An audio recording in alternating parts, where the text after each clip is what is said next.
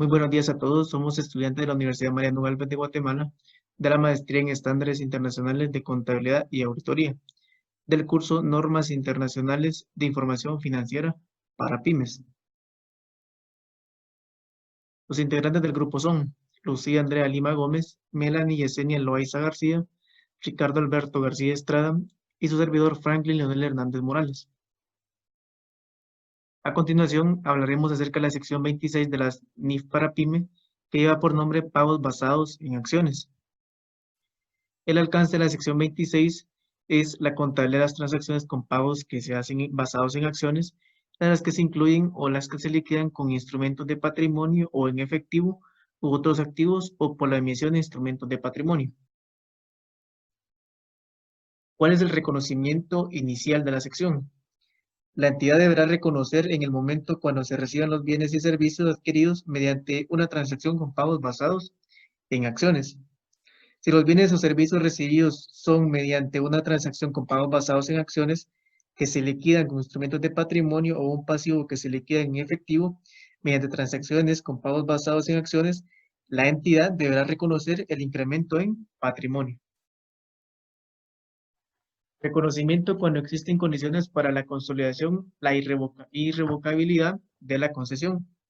Si los pagos basados en acciones no se consolidan, hasta que el empleado complete un periodo de servicio específico.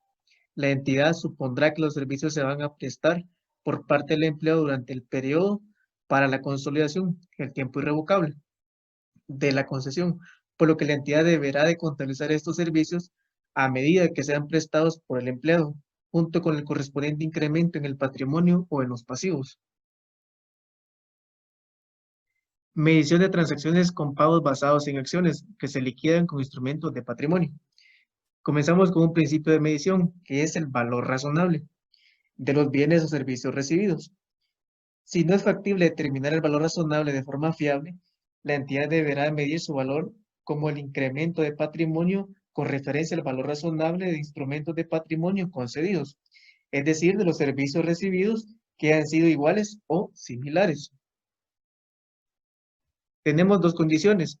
Las condiciones para la consolidación de la irrevocabilidad de la concesión relacionados con el servicio a empleados. Se tendrá en cuenta al estimar el número de instrumentos de patrimonio que se esperen consolidar. La entidad deberá revisar o a futuro si la estimación realizada al inicio difiere de la estimación realizada de manera previa. Segunda condición para la irrevocabilidad o la consolidación de la concesión y todas las condiciones distintas a la de irrevocabilidad referidas al mercado. Se tendrá en cuenta en estimar el valor razonable de las acciones en la fecha de medición, sin ajustar el valor razonable a futuro. Entramos a la parte de las acciones. Se deberá medir el valor razonable de las acciones y de los bienes o servicios relacionados recibidos mediante la siguiente jerarquía. Número 1. Usando el principio de mercado observable para los instrumentos de patrimonio que sean concedidos. Número 2. Si no existe un precio observable, utilizar el valor razonable de los instrumentos de patrimonio que fueron concedidos. Y número 3. Si es impracticable el inciso o el numeral 1 y 2 anteriores, los administradores o dueños de la entidad deberán utilizar su juicio para aplicar un método de valoración más adecuado para determinar el valor razonable. Continuando con el tema de la medición, mencionaremos también algunos otros puntos que la sección indica, como por ejemplo las opciones sobre acciones y derechos sobre la revaluación de acciones que se liquidan con instrumentos de patrimonio. En este caso, una entidad medirá el valor razonable de las opciones sobre acciones y de los derechos sobre la revaluación de acciones que se liquidan con instrumentos de patrimonio, utilizando la siguiente jerarquía de medición basada en 3 niveles. El nivel número 1 que nos habla sobre un precio de mercado observable para los instrumentos de patrimonio concedidos.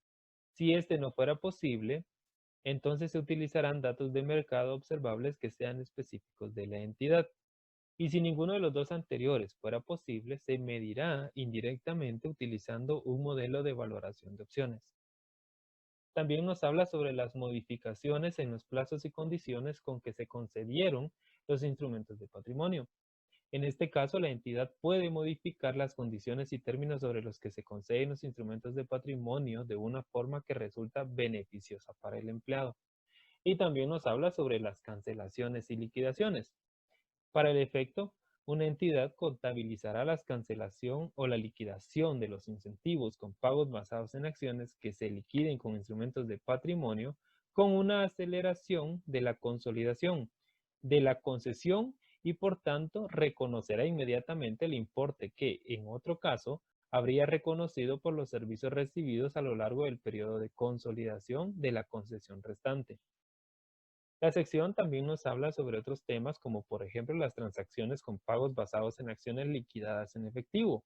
Y para ello, las transacciones con pagos basados en acciones que se liquidan en efectivo, una entidad medirá los bienes o servicios adquiridos y el pasivo incurrido al valor razonable del pasivo. Ahora, hasta que el pasivo se liquide, la entidad volverá a medir el valor razonable del pasivo en cada fecha sobre el que se informe. También nos habla sobre las transacciones con pagos basados en acciones que dan alternativas de liquidación en efectivo. En este caso, algunas transacciones con pagos basados en acciones dan a la entidad o a la contraparte la opción de liquidar la transacción en efectivo o con otros activos o mediante la transferencia de instrumentos de patrimonio. Y también tenemos los planes de grupo. Y para ello, si una controladora entidad concede incentivos como pagos basados en acciones a los empleados de una o más entidades del grupo y el grupo presenta estados financieros consolidados utilizando ya sea las NIF para pymes o las NIF completas, se permite a las entidades del grupo medir el gasto de pagos basados en acciones sobre la base de una distribución razonable del gasto del grupo. Y por último tenemos la información a revelar. Para ello, una entidad revelará la siguiente información sobre la naturaleza y el alcance de los acuerdos con pagos basados en acciones que hayan existido durante el periodo. Como punto número 1, una descripción de cada tipo de acuerdo con pagos basados en acciones que haya existido a lo largo del periodo, incluyendo los plazos y condiciones generales de cada acuerdo. Y también el número y la media ponderada de los precios del ejercicio de las opciones sobre acciones. Para continuar, ahora vamos a seguir con la sección 33 de las NIF para pymes, información a revelar sobre partes relacionadas. Vamos a comenzar con el alcance de esta norma. El alcance de esta sección dice que se requiere que una entidad incluya la información a revelar que sea necesaria para llamar la atención sobre la posibilidad de que su situación financiera y su resultado del periodo puedan verse afectados por la existencia de partes relacionadas, así como las transacciones y los saldos pendientes que tengan con estas partes. Algunas definiciones que podemos ver en esta sección es qué es una parte relacionada. Una parte relacionada es una persona o una entidad que está relacionada directamente con la entidad que prepara los estados financieros, o sea, la entidad que informa. Transacciones con partes relacionadas, pues son una transferencia de recursos, servicios u obligaciones entre la entidad que informa y una parte relacionada, con independencia de que se cargue o no un precio. Y el personal clave de la gerencia, pues son todas las personas que tienen autoridad y responsabilidad para poder planificar, dirigir y controlar las actividades de la entidad directa o indirectamente, incluyendo cualquier administrador que sea o no sea un ejecutivo. Ahora, ¿qué tipos de partes relacionadas podemos tener? Podemos tener partes relacionadas que sean una persona o un familiar cercano a esa persona que esté relacionado con la entidad que informa, si es que esta persona es un miembro del personal clave de la gerencia de la entidad que informa o de una controladora que tiene la entidad que informa. Si esta persona ejerce el control conjunto sobre la entidad que informa y si ejerce influencia significativa sobre la entidad que informa. Y una entidad que puede ser una parte relacionada es si una entidad y la entidad que informa son miembros de un mismo grupo. Si una de las entidades es una asociada o un negocio conjunto de la otra entidad y si ambas entidades son negocios conjuntos de una tercera entidad. Ahora la información a revelar. Pues el primer requerimiento de información a revelar es sobre la relación entre la controladora y la subsidiaria. Dice que se debe revelar las relaciones de la controladora y las subsidiarias con independencia de que hayan habido transacciones entre dichas partes relacionadas. El nombre de la controladora y, si fuera diferente, el de la parte controladora última del grupo. Y también debemos revelar información acerca de las remuneraciones del personal clave de la gerencia. Dice que la entidad deberá revelar las remuneraciones del personal clave en total, el importe de las transacciones, el importe de los saldos pendientes, las provisiones por deudas incobrables relacionadas con el importe de los saldos pendientes y los gastos reconocidos durante el periodo con respecto a las deudas incobrables y de dudoso cobro procedentes de partes relacionadas.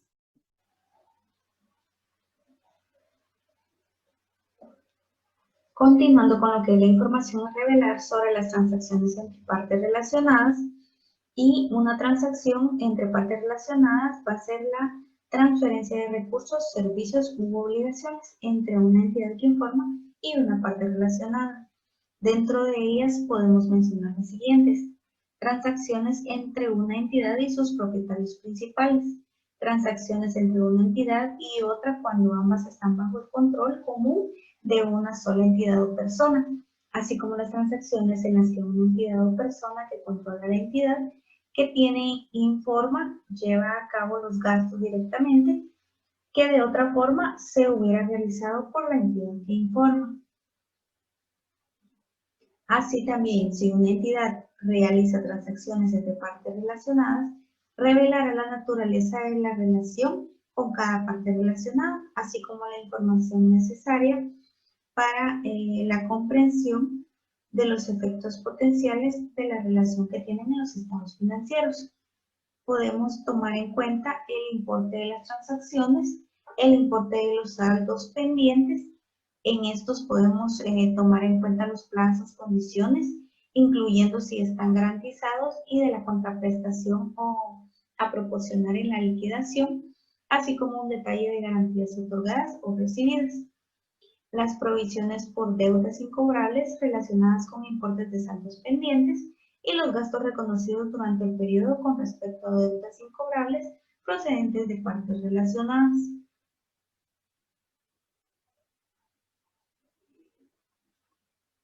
Así también tenemos las transacciones que pueden incluir compras o ventas o transferencias de bienes o servicios.